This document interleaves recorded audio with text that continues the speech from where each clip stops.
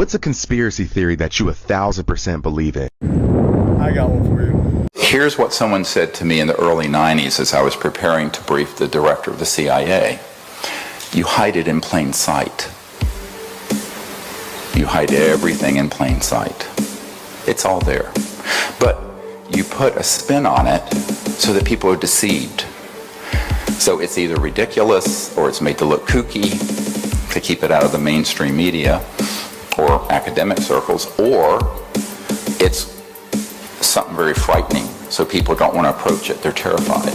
Whatever it is, you make up somebody that you can vent all of your hatred on and feel that you're better than they are.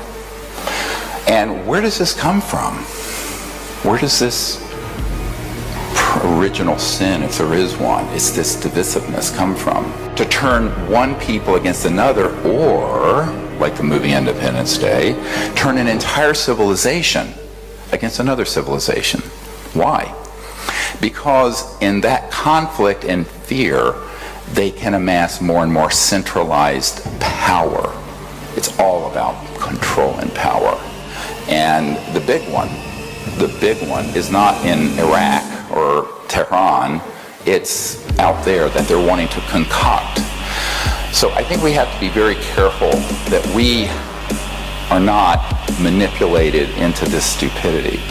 Because if we are, we're going to get into the biggest catastrophe in human history, much worse than World War II. And I will remind you that no less a figure than General Douglas MacArthur in the well of the Congress in the 1950s, when he was leaving his post, said World War III will be interplanetary.